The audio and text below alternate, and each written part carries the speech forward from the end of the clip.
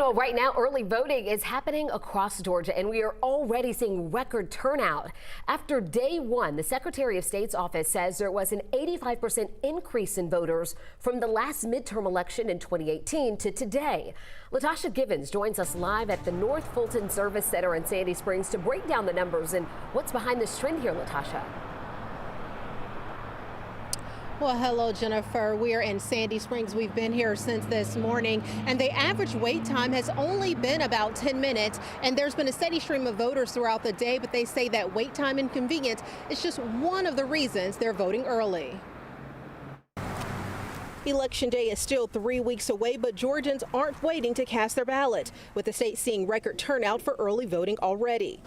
In the past 4 years, the number of early voters has increased significantly, surpassing early turnout for the two previous midterm elections. I think that's fantastic because it just shows the interest level. By the end of the first day of early voting on Monday, the Secretary of State's office says more than 140,000 Georgians had cast their vote either in person or by absentee ballot. In 2020, that number was over 136,000. In 2018, it was only 70,000. Some people told us today they are voting early as a matter of convenience. It's easier, simpler, quicker, so I just came on over. Do you normally vote early?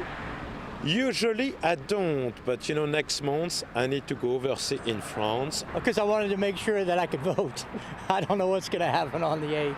Kimberly Lewis says it's the issues on the ballot that brought her out early. I think it's a lot going on with the candidates, and people really want their voices heard. I think a lot of people are really motivated for a bunch of different reasons, and I think democracy is definitely on the table. So we want to vote, get our vote in, it counts. John Mann says he voted early to be considerate of those who can only vote on Election Day. While his wife has to vote by mail, he is able to make it to a polling location, so he did. He says anyone who can vote early in person should. And I think there is a place and a time for absentee ballots, but it's not for 340 million population.